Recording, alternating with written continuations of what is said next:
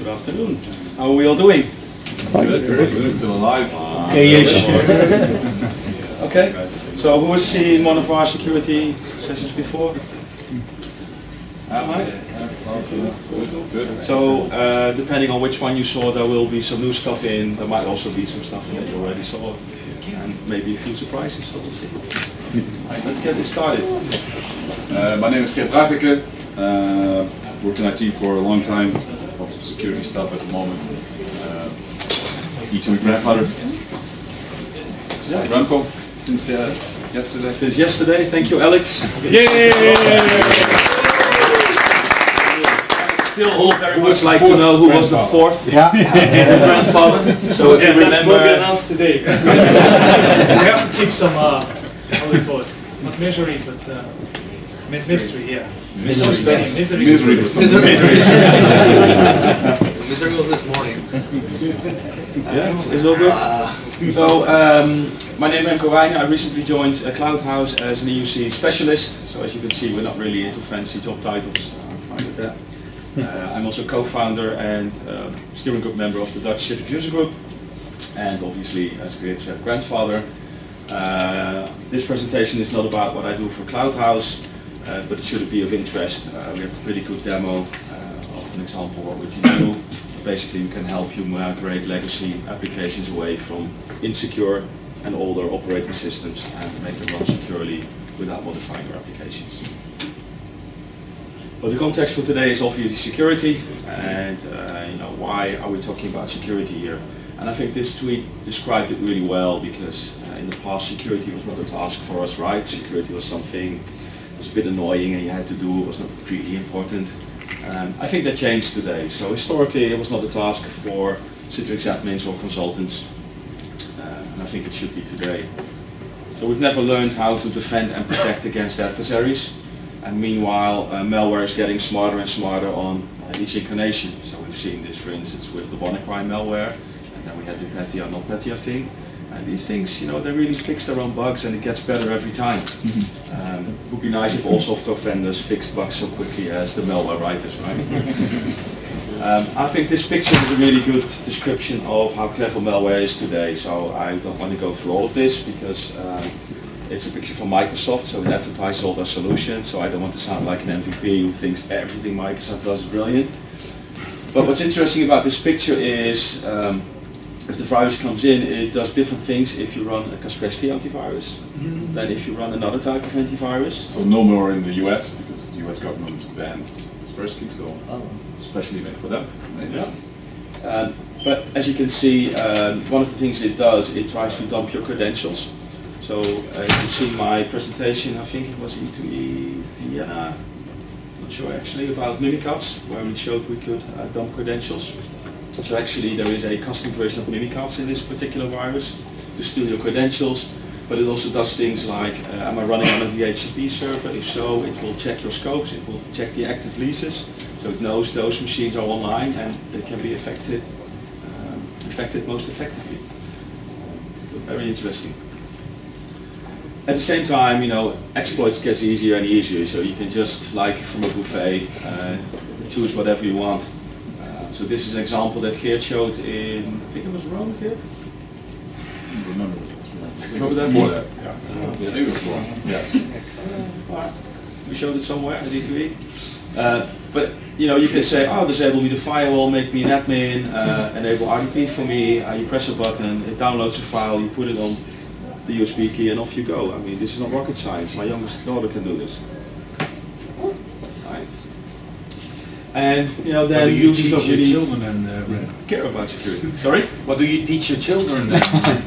So that's very interesting, but another topic. No flash drives from strangers. Let's talk over that with a beer. But I tried to make them a little bit security aware, and they thought I was outrageous when I said their friends couldn't go on our Wi-Fi, but they should be on the guest Wi-Fi with all their little Android Wild West security things. Yep. Yeah.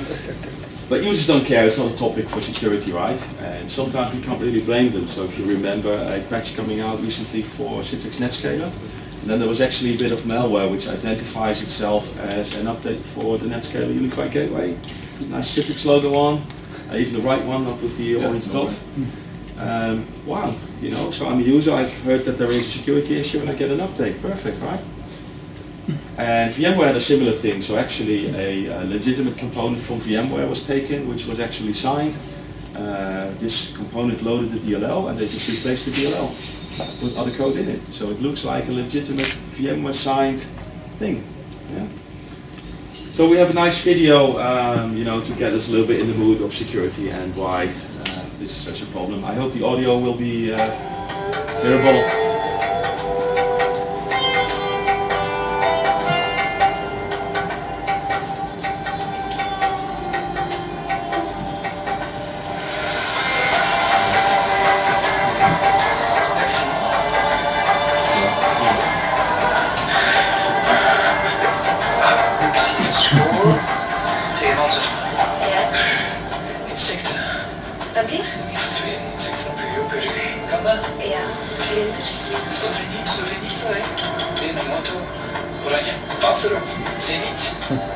Oui, oui, ja. Je hebt een vriendin, Julie. Ja. Doe ik niet te schrijven. 3, 4. De vierde, daar zwaai ik meestal over, dus dat weten niet veel mensen. Dat is niets plus, hoor. Maison rouge, balcon, plan. Ja.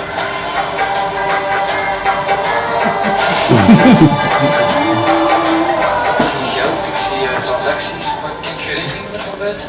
Ik denk dat ik het wel weet. Het staat wel negatief op je bankrekening. Ja? 9, 7. Last month, you spent €200 on alcohol. Vorige maand €300 op kleding gespendeerd. 5 voor een huis dat van eigenaar gaat veranderen. €770.000. Ja, eigenlijk. 41. Ja. De eerste. Ja, dat is het.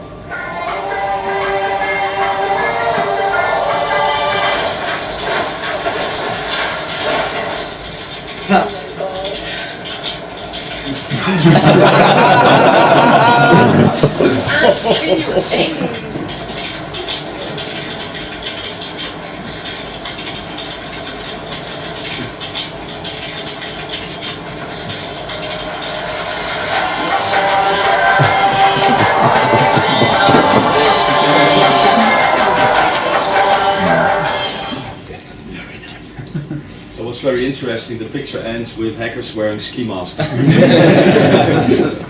And if we ask Google what a hacker looks like, this is what we see. And we all know that hackers look different. They might look like this. Because you guys sort of know, right? I've looked back in history a little bit, so when we get somewhere, oh, Remco is planning his next hack when I was at the user group in London in 2013.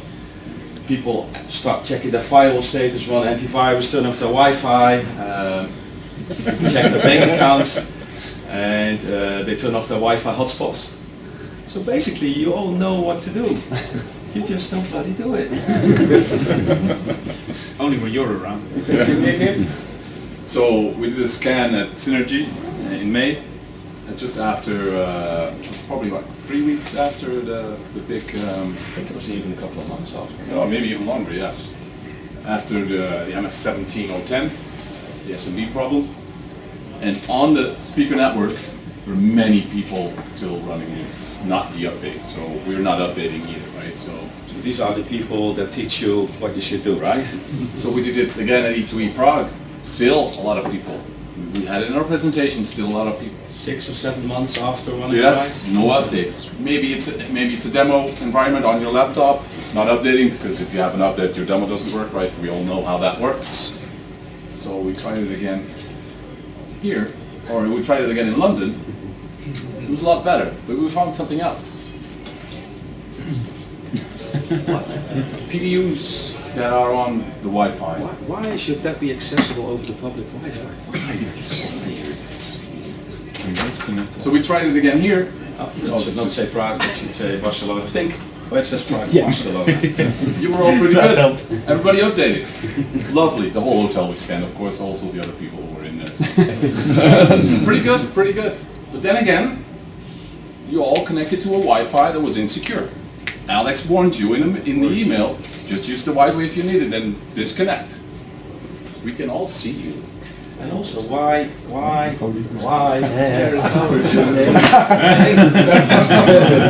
Never name the bloody thing with your name in it. Name it Android or Nokia or whatever. Just don't name it iPhone and There don't were put your some name in it. very good names on there anyway, so props to that. We had a look. So we all know a little bit about security, but maybe we're all still Dave. Because we have our fancy laptops here. We use it at our customers, at our domains at work. So we did something different this time. So what you're seeing here is a tool called Responder. And Responder is a tool that listens on the network and it listens to any requests. So for instance, say that you had a connection to a file server, //server/share, you close your laptop, you go somewhere else, you connect and your laptop says, hey, are you there? And Responder says, yeah, I'm here. And then Windows nicely sends your NTLM hash. Right? And when you start the browser, it will look for a WPAD file, so an auto configuration file.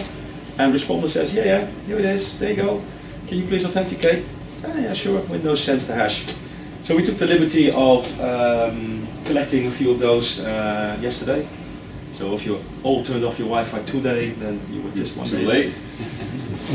We did not run any of your hashes, so we don't know the passwords, and the ones that you see are incomplete, so I cut them off. So we are not going to hack you. It's just, to make you aware, okay? So this will happen to your CEO, CTO, whatever, if he's in a hotel and just connects to Wi-Fi, right? And it's very easy if we go back to this. This is one checkbox on the Wi-Fi here that you can't see anybody. One checkbox. Because there's no reason why Very you easy. should connect to other devices on public Wi-Fi. You should all just go out and not connect to each other. So there are many more in the list. I just took the first one that fitted into the screen. But there is interesting things like corporate domains, connections to domain controllers, quite interesting stuff. Up to, so if you want to know the actual passwords, you can run them through a tool called Hashcat. So Hashcat brute forces these hashes to their original passwords, and you can do some clever things with it. So you can use a word list, and you can use a mask that you do variations on the words in your word list to speedify cracking. So this is an example that I did on my previous laptop, which was a 2015 Apple one with an AMD card. And actually it did quite okay. So in the test you can see I can do about almost 13,000 hashes per second.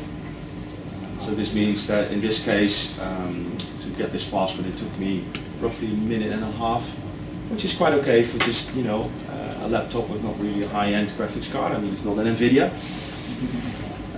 But obviously we were also interested in what if we get some more serious kit in.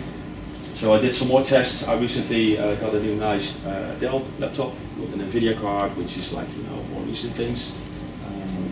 So we looked at what's that doing. So I think we can advance it. And another test I did, I asked Ruben Sprout, because he now works for Frame, can you give me access to a nice Frame environment? And he gave me access to a machine with 4 NVIDIA M60 cards. So it's actually quite a good kit. So it's a 22 4-gig machine, 24 CPU cores, but I don't really care about the CPU cores, but they really suck about password hacking. But 4 GPUs is really nice. Unfortunately, it costs a lot of credits to run this, but luckily Ruben gave me those credits, so thank you, Ruben. So if you just look at a couple of the numbers, so this is my laptop. So if you can click it on one more time here. So it's doing roughly 400 million hashes per second. That is a lot faster than the original one. Put it one back. If you look at the M60 cards, it does about 800 million hashes per second per card. So that's twice as fast as my laptop, and then I've got 4 of them. And Amazon now have an 8 GPU instance with cards that are designed for compute. So these are designed for grid, and they actually do quite well for compute. So they have the 8P100 cards in it. So I was not able to test it yet, but I think it will beat these numbers easily. So this means that the time to calculate the hash to a password goes down, and the cost is roughly 50 cents to get one of those hashes. You just walk in, you start Responder, and for 50 cents I have all your passwords. Okay. So what we want to show you here, it's not going to be a horror story like this. It's more like a scary movie. Like have fun, like to see what can happen if you're in a network that's not yours, like here, or you're in a network when you are in control. Stuff can happen. So we'll show you this one. So who saw this 2.5 months ago, 3 months now? Equifax, the big hack, 142 million accounts or social security numbers leaked from the US, and it was 30 million from the UK, I think. Very easy, because they didn't patch for 6 months. This is when the patch came out. This is when it happened. It's a long way. Patching is the thing to do at the moment. Even if you run your own Android or your own laptop, patching is the way to go. If you don't patch, this will happen. They were running almost 600 domains. How can you keep track of 600 domains in your network? It's very, very difficult. Other companies will do it as well. Citrix are running 800 domains. Almost impossible. So, very important to look at that. But if you get fired, you get money anyway in the US. Doesn't really matter, it seems, right? It's not what we do, but we got millions and millions and millions. This is very well What's funny about this, that he gets fired, Yes, despite that at the end it's not his fault. he's answered. Okay, but it's not his fault. But it's I responsible. disagree. He is responsible. Yes.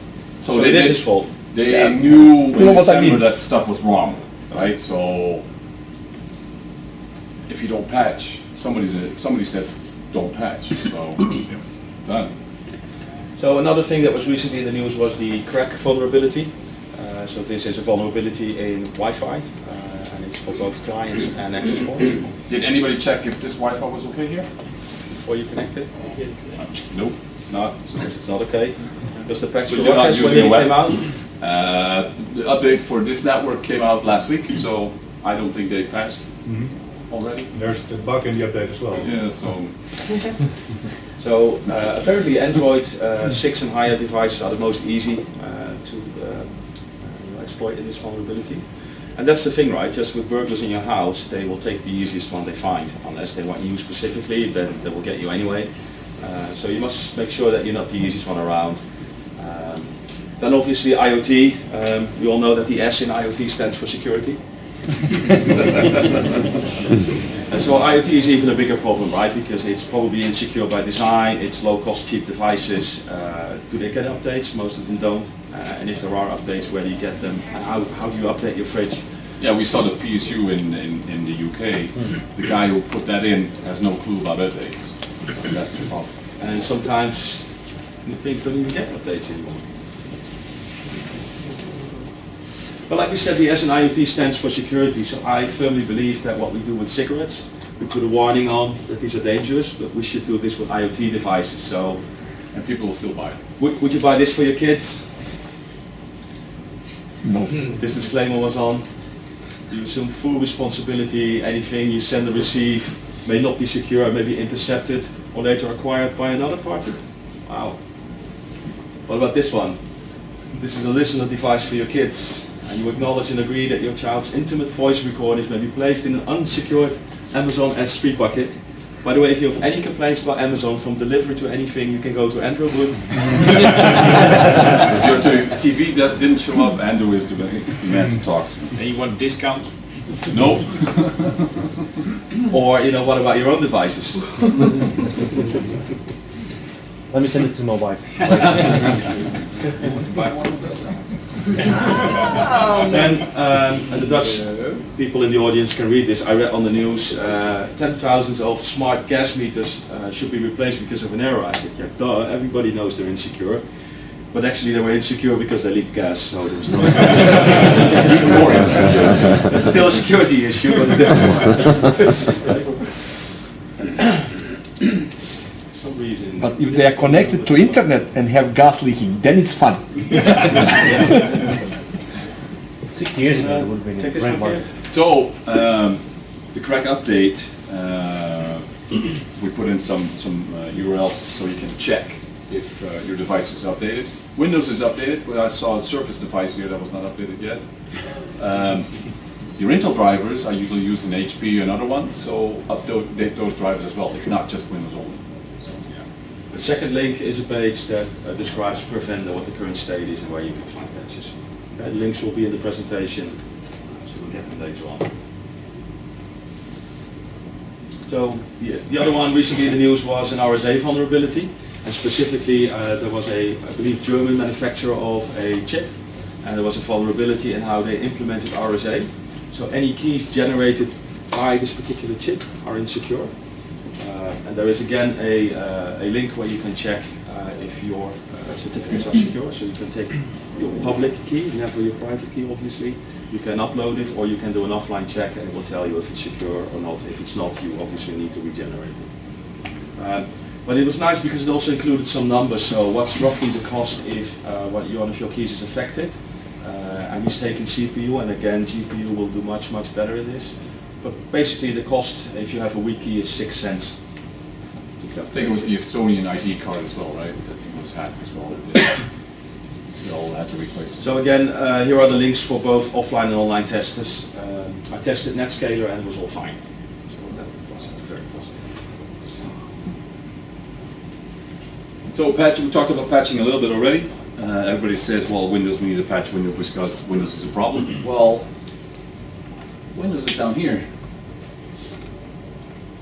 So Linux, it's not that secure at all, if you look at it. I mean, who does patch our appliances that we use? Usually they're not patched at all, maybe once a year, maybe not. Acrobat, of course, we know everything Adobe is buggy, so that's a problem. And even Mac, it's way down, it's fine. It's all the apps that are the problem. So actually Microsoft is quite on top of this here. Yep. So obviously, if you were in security or in IT this year, you couldn't have missed WannaCry. It was an SMB vulnerability, and this was actually the reason why it spread mostly in Russia and China. So they use unlicensed copies of Windows mostly. Those don't get updated, and then you get this shit.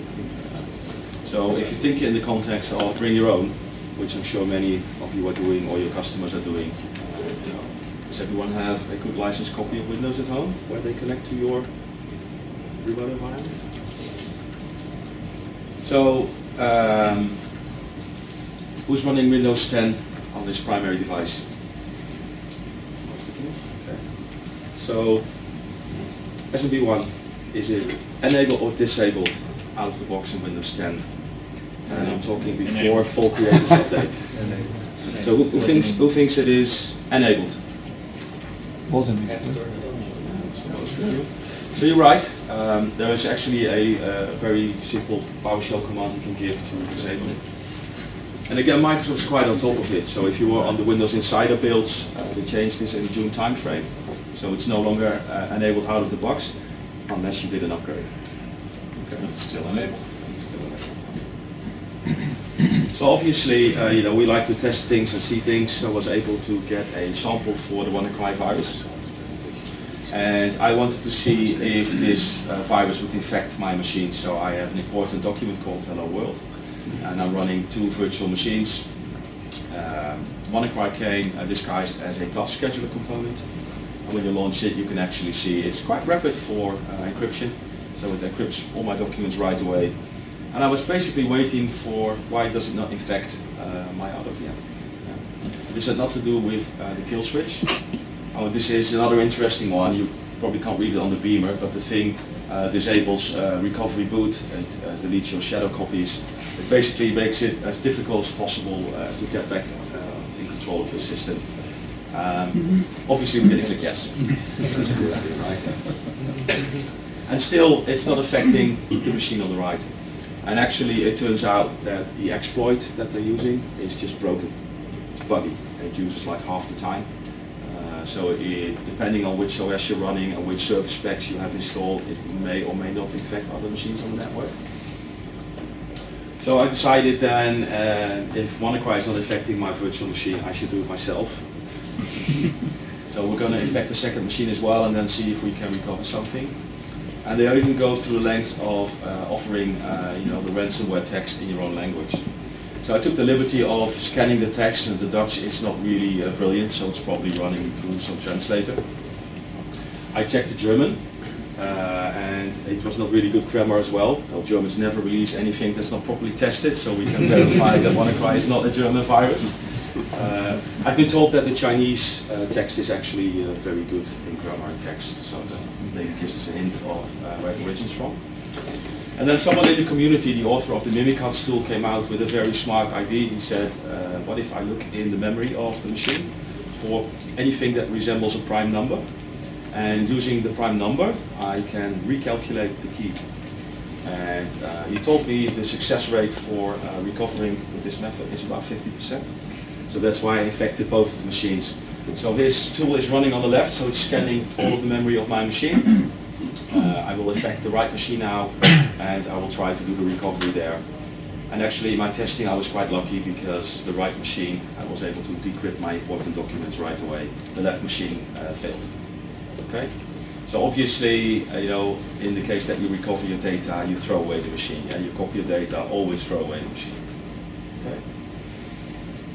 As you can see, it has decrypted my documents nicely, and I can read my important hello world again. So very nice community contribution, very, very clever idea, I think. So what we saw is that the exploit behind WannaCry is Eternal Blue.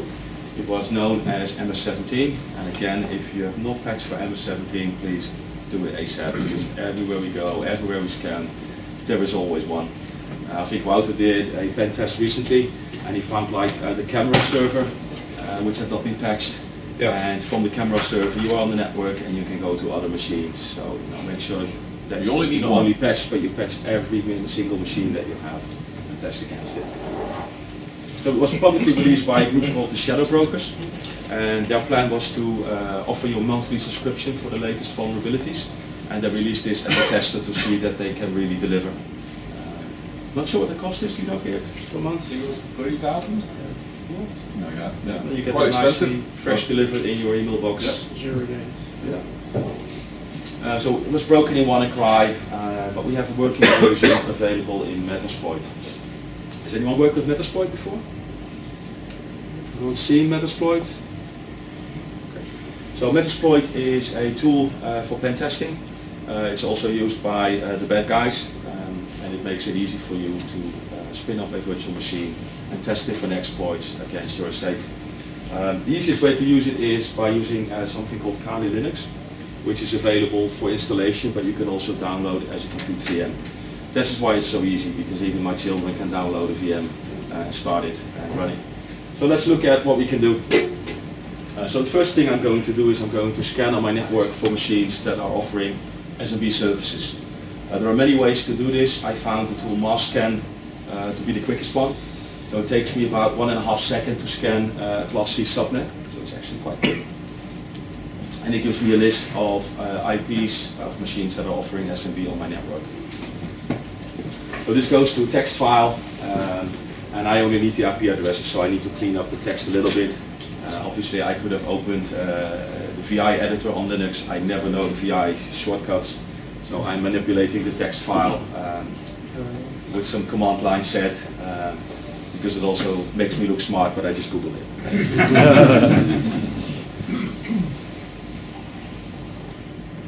The idea is that you will just get a list of the IP addresses that you can feed to the next step, because we want to test all of these machines for potential exploits.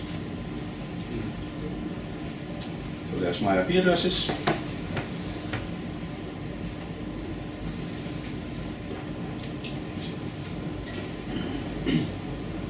Should have been a voice output with an, like a gunner session. Yeah, I think that's a good one. It's With that domino voice, I really like that. Thank you for volunteering to do this for us, Connor. You like to be dominated? Can you tell them how to make the voice? The next step is an admin, where we're going to test against a number of known vulnerabilities. And one of my 3 machines was not patched with MS-17, so the status is vulnerable. Awesome. So let's see what we can do next. Oh, I want to bring it, yeah. So we can search for the MS-17 patch because I didn't know the name exactly. There is tab completion, so even if you're a bad typer like me, especially, I can type really well until I record a demo video, then I always make typos, and then the first 3 times I stop the video and I record, and the 4th time I'm thinking, oh, what the hell.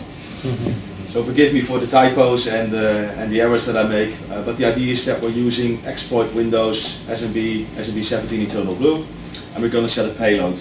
So typically a machine cannot accept incoming connections, but it can do outgoing connections. So once we are in with the exploit, we will make the machine set up a reverse connection to my machine, the hacker's machine, and from there on I can control the machine. So that's what we're going to do. The other parameters I'm setting are the L host and the R host. So basically it's the IP address of the machine that I'd like to test and the machine I'd like to connect back to, so my IP. In my testing it's obviously all in the same subnet. In reality this will probably be a remote address. So you don't have to go into a data center or something, but you can do it with a nice coffee or beer. Do this in the sun or at the McDonald's public Wi-Fi. So it will try to attack the machine now. By default it will try it 3 times until it succeeds or fails. And what we saw is that the exploit succeeded, so it gives me a win. And then obviously we want to see what we can do next. So first we want to do a little discovery. What machine have I connected to? Because most of the time you don't know. And actually in my case it's pretty cool because I'm actually the user system. And that is because this particular exploit injects itself into the print spooler. So cool, I have the highest possible privileges on this machine. Yeah? Then I am on the machine Fabricam, which is in the Contoso domain. Cool, I'm on the domain, so there are at least more PCs and servers that I can connect to. So let's go on and see what else we can do. So the first step is that Metasploit has a built-in Mimikatz module.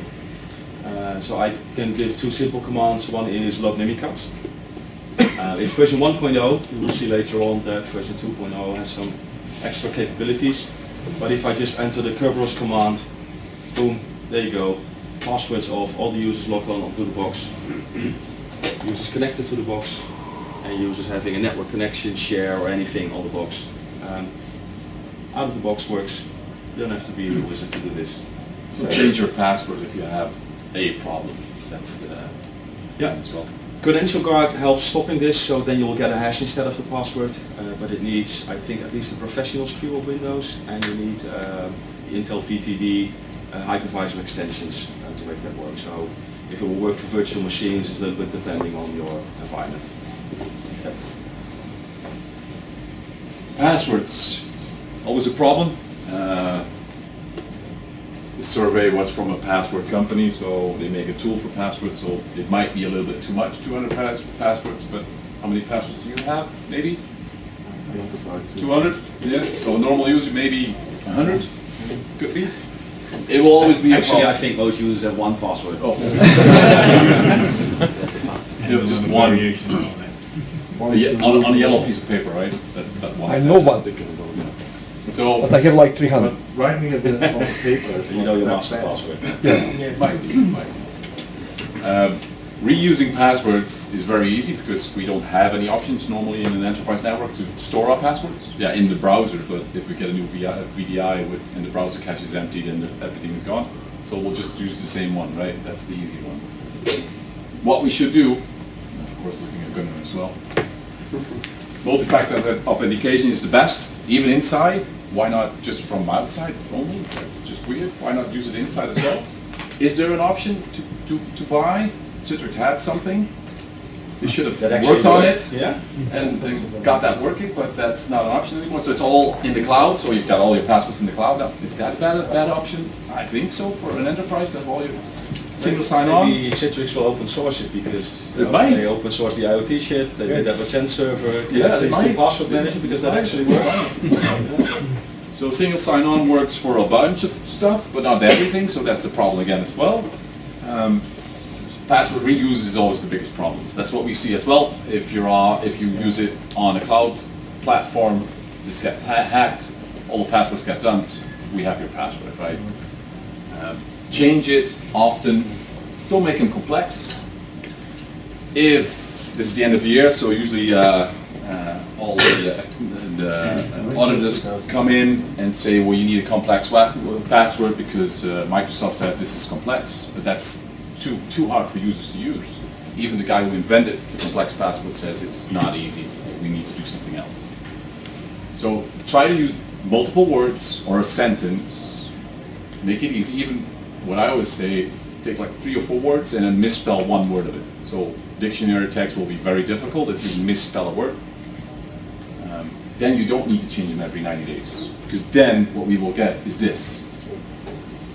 Right? This is what we see if you go to healthcare or government or wherever. This happens. It's just easy. Or we're on TV with our passwords, right? Yeah, but for fuck's sake, if your password is 3 letters and you cannot even remember it, who you work for? I mean, Well, you probably try Amazon, you see them, but even Microsoft now, Office 365, never expire is recommended. That's different than last year, right?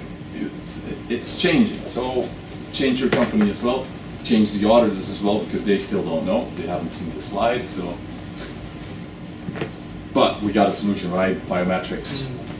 Can't change it. That's the biggest problem. Give it your eye or your finger or whatever. It's pretty hard to change your eye. Yeah. I mean, I haven't tried it, but I think it's pretty hard. So this is not the solution either, right? So the key is multi. multi-factor, again, we have one person in the room that can help you with that. So there are good solutions on the market, obviously, but even if you don't have money to spend, this is something I'm working on. I will publish it shortly, but it's a free open source based solution. So I'm logging onto my receiver and I get a nice pop-up message on my phone, and it tells me what user is trying to connect, where is he coming from, what's his IP address, and with the push message on the phone I can approve or deny the login. You can actually use this also for things like RTP connections or server connections. So if you're a little bit technically skilled, it's quite easy to set up. So there's no excuse to not do multi-factor. Okay. So even when you don't have the correct passwords yet, there's some nice tools out there that can check for passwords and why passwords get locked. It might be good to see in your network what's happening. So we can't do this presentation about security and not talk about a little bit about privacy as well. GDPR is coming, 25th of May. If you don't know it, you should not be here. You should be at home at work, working very hard. Yeah. For us, these two are maybe the most important. You have to test and assess and evaluate the effectiveness of your technologies and measures for ensuring the security of processing. You have to do it now. You have to show that you're doing it. Normally it was just, yeah, we got security working, right? So it's fine. But now we have to show it. We are on slide 63 of 116. Oh, we got 15 minutes. Fine, It's so we'll fine. talk a little bit Let's faster. The best thing to do now is teach your users what to do. Teach them how to do it at home. If they do it correctly at home, they might do it correctly at work as well. This is a good one. Walter does mystery guest appointments with customers. He just walks into a building and just see what he can do. Never trust a stranger. Well, Walter is nice, but never. Still a stranger. So in the US, what they do at the moment is create a reward program. Create like an email address or a phone number that people can tell you what's going on, what they see.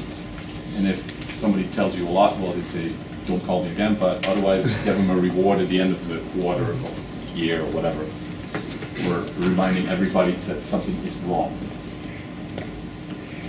So the problem is with security, what we see, it's the same like the doctor says, well, you need to diet and exercise. It's like, yeah, we know. But we're not doing it anyway. So this is the biggest problem. We like to do stuff, but it's too much for all of us.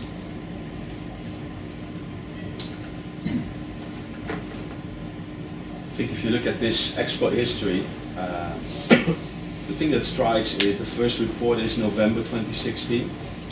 It takes Microsoft 5 months to release a patch.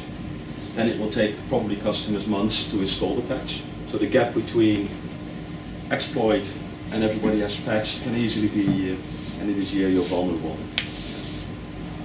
Who patched their HP servers the last 6 weeks? 7? No, August. 8. ILO is open for everybody.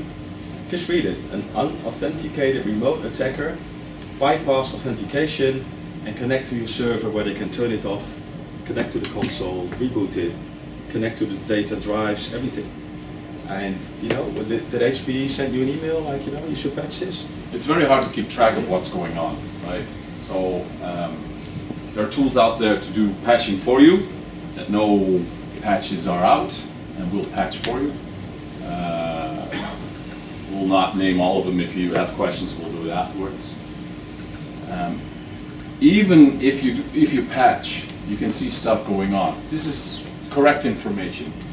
It is from Holland connecting to Office 365. It connects to Helsinki and then it connects to Vienna within 6 minutes. That's normal. These new programs, the new antivirus programs, will show you this information. Should be, yeah. There we go. I downloaded a version of Chrome that's called Chromium. That was on a website that says it's more secure. There are no plugins. It's very good, but it had a special plugin because I was connecting to China all the time. If I did a Google search, it was connecting to China. Whatever I logged on, it went to China all the time. So that's a thing, right? Many companies get hacked and they put stuff in the built environment and then they release their software and bad shit gets in.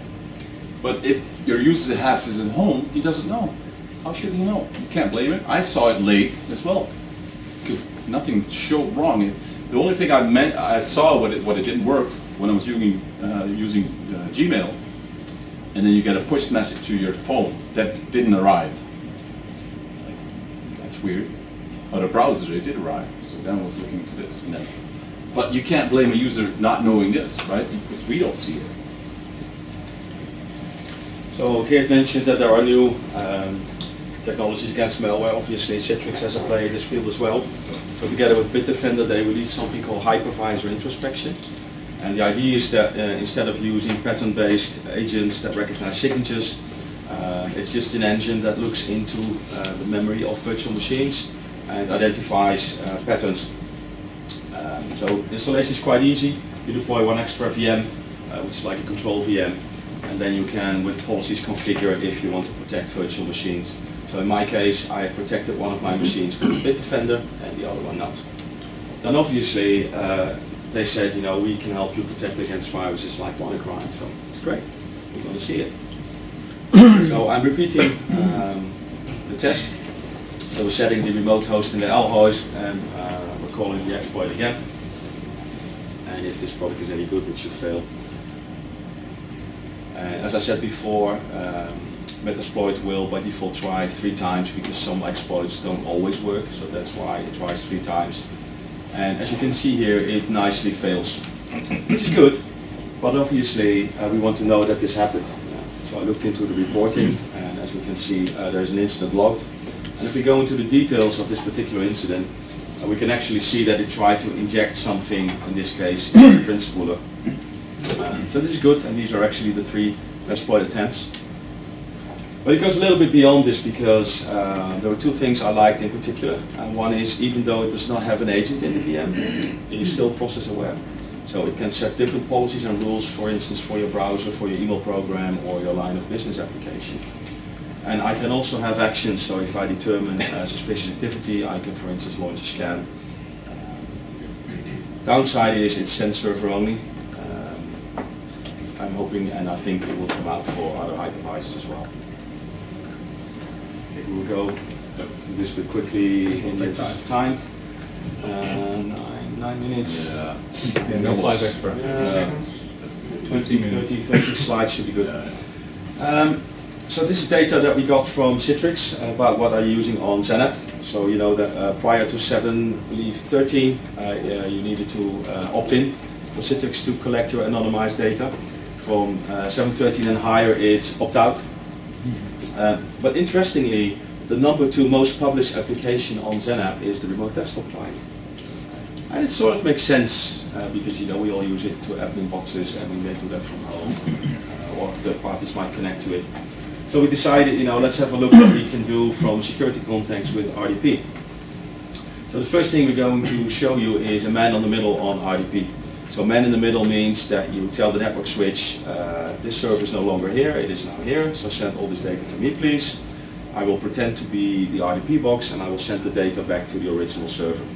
And actually it's quite easy with Kali Linux, but there is even a Windows tool that exists so long that it was written in Visual Basic 6. And it just has a GUI option where it says ARP poisoning for RDP, and you can just say redirect me these source IPs and MAC addresses to these. Off you go, next, finish. So typical scenario is that you are an admin, you work as a user without administrative privileges, you connect to a job box, and from the job box you use remote admin tools to do your admin tasks. It's not really visible on the beamer, but I'm launching Active Directory users and computers, and I'm elevating to an admin user. And some idiot named Remko forgot his password again because he just can't remember it. So he asked me to reset his password. So I'm going to find my user. I'm going to give him a new password. And as you can see, when you're typing in the password, Windows doesn't show you, it shows you the asterisk, right?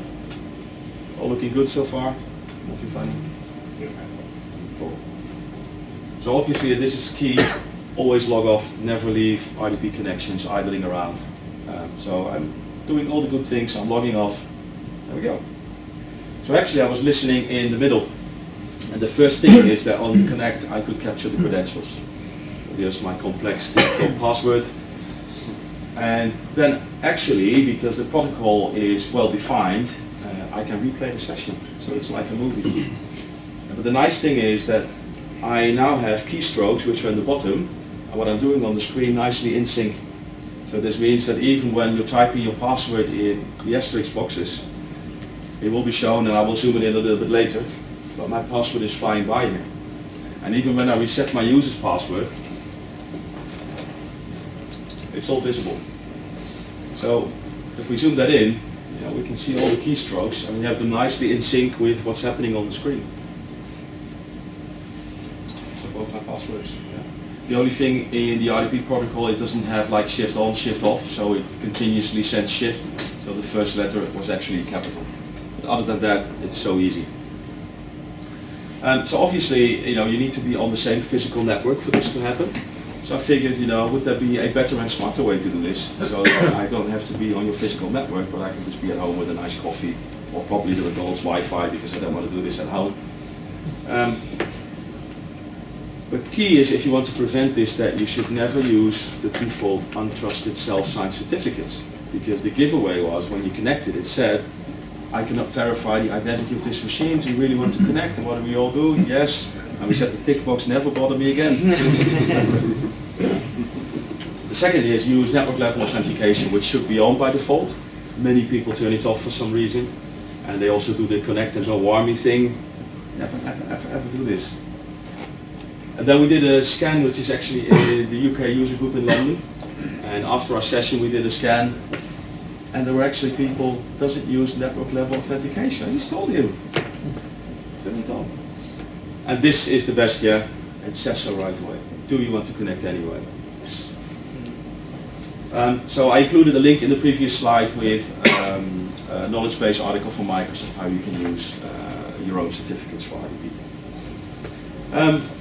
So I figured, you know, if I can steal the RDP certificate from the box, then I can pretend to be the RDP server and you will not get a certificate warning. So even if you follow the things we just recommended, it will still be you. So again, I'm using the SMB17 exploit, but now I'm uploading a newer version of Mimikatz to the user real Donald's directory. And what we will try to do is export the certificates. Now if you would open the MMC snap-in and you go to the remote desktop folder and you try to export the certificate, you can't, because it doesn't have the tick box certificate is exportable. Now, as it turns out, this tick box is the certificate exportable. That doesn't really exist in Windows. It's just the GUI saying no to you if the tick box is not there. So in Mimikatz is a little patch for this that actually makes it possible to export all certificates with a private key. So if you have like a web server with a certificate on and somebody forgot where the private key was, you can use this method to export it as well. So what I'm going to do is look into the crypto certificates command from Mimikatz, and we're going to connect to the system store on the local machine, and then we want specifically the remote desktop store, and we want to export this. Now this is the same as what you would get with MMC, so you get a deny and an error on doing the export. So if you look at the top, there is patch crypto API layer for easy export. Sounds good, let's try that.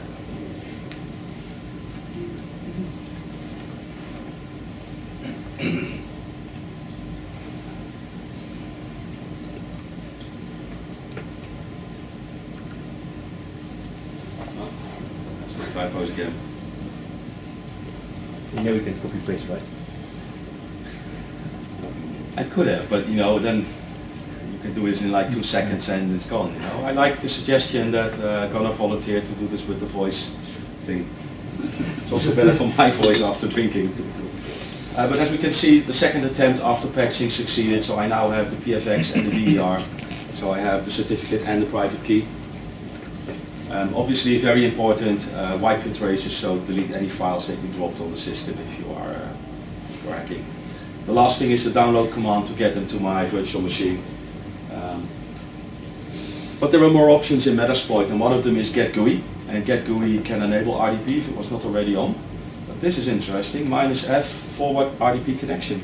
So I can just do getGUI -F my IP address, and any incoming RDP connection will automatically be forwarded to my box. I already have your certificates, so you will never see the connect and don't warn me message. And I can just record all of your sessions, and you know, after a couple of days, I look what the interesting bits in there are, and I connect to all the machines. Cool.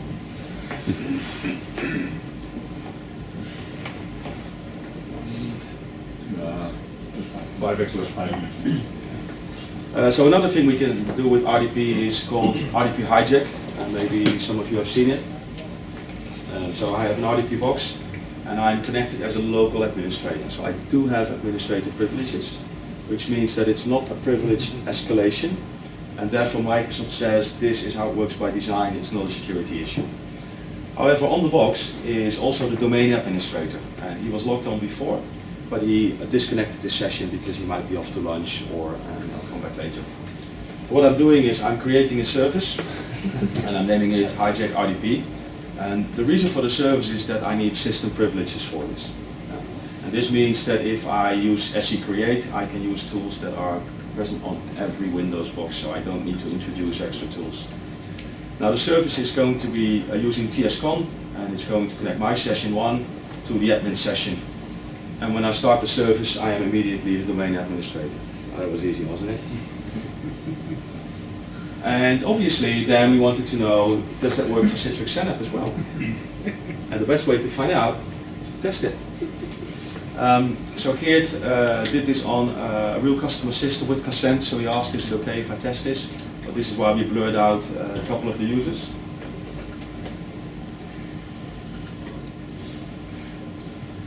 Next time we remove the But audio you blurred from the with video. secure algorithm, or? Sorry? You know that they are secure and unsecure That's fine, algorithm? usernames are fine. If you want to have those usernames, I can give them to you. It's okay. That's fine. So it's the same trick again, right? Using a service and using TSCon, but now we're using it to connect to ICA CGP number rather than RDP TCP. Start the service. 5 minutes. Oh, thank you. This is not the beamer adjusting, but this is the Citrix client adjusting the new resolution. And there we go, we are now doing admin.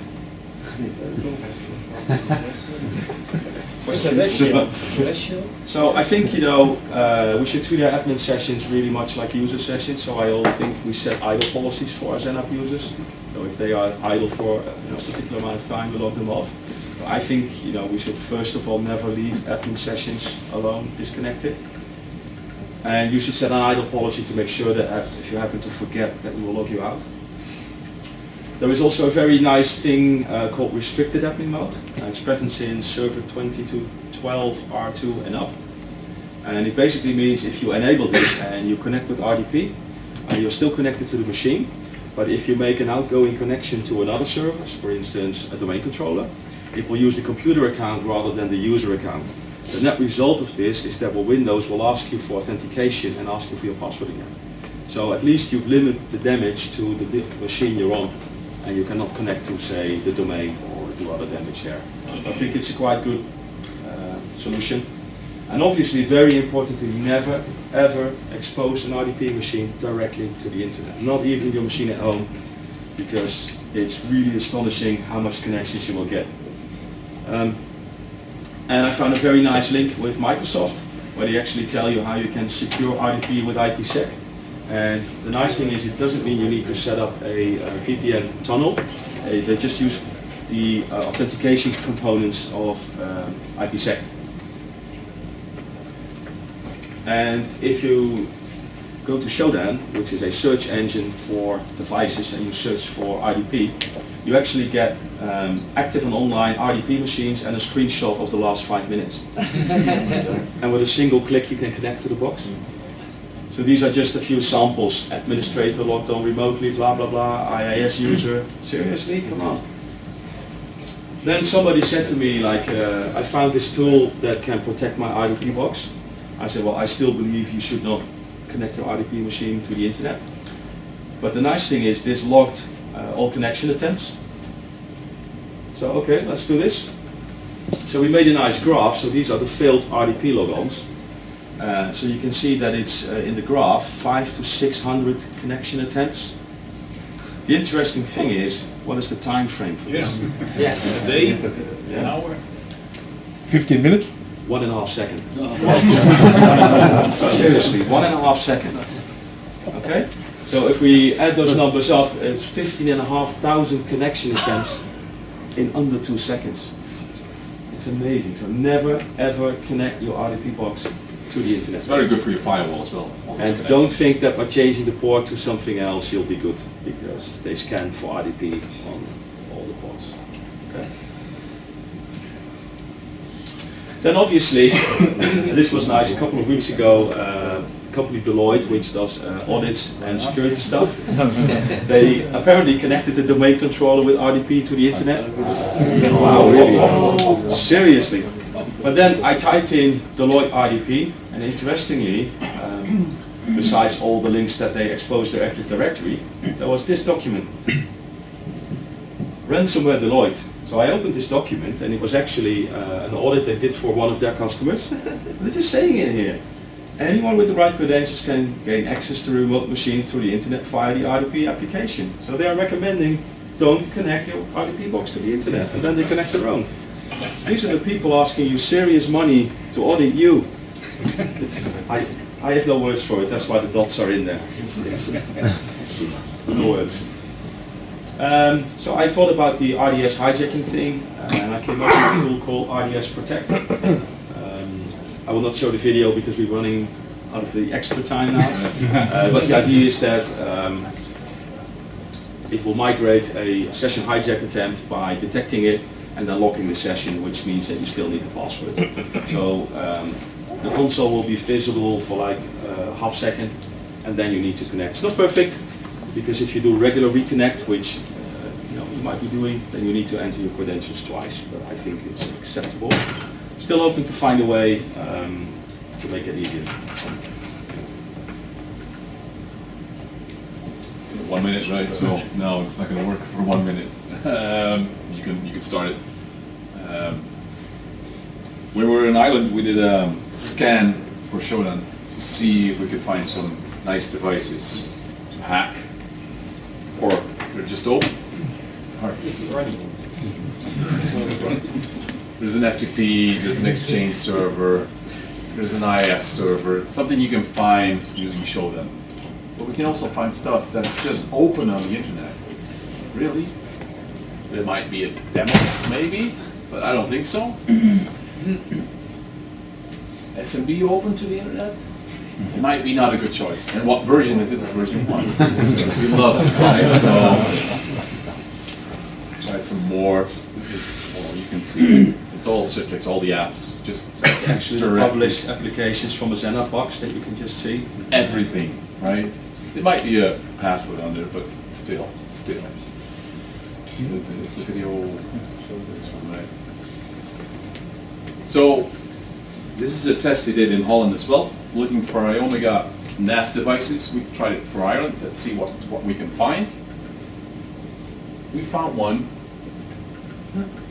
that will show you login information for a DNS provider from a law firm in the US. And it also includes Office 365, yeah? So if you're missing a password, you can just reset it and you get a nice reset. Yes.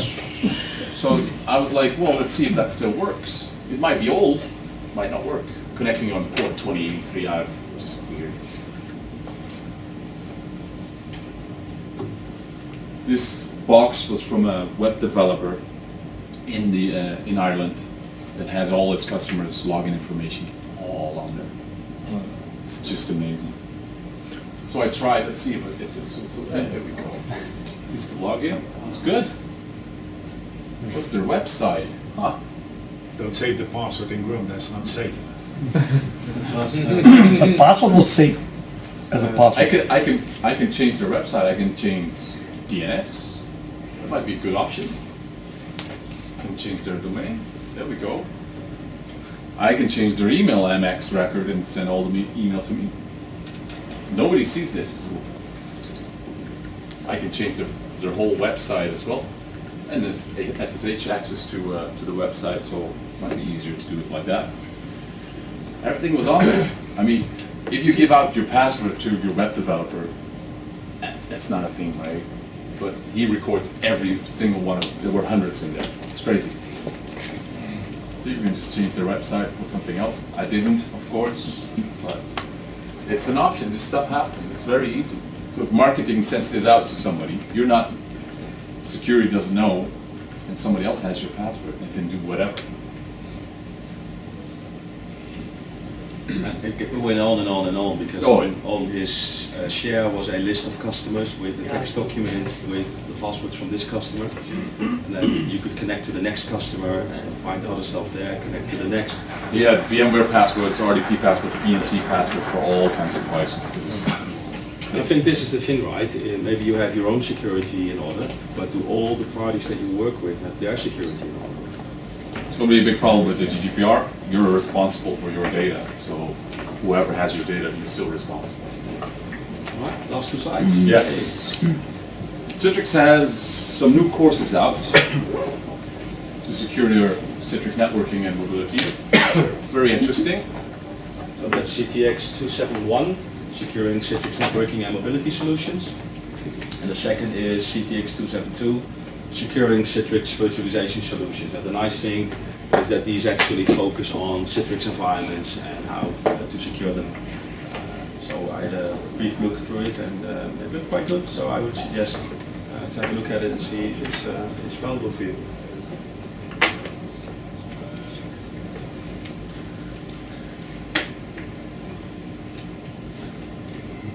That's what we like to end with. Thank you all for listening.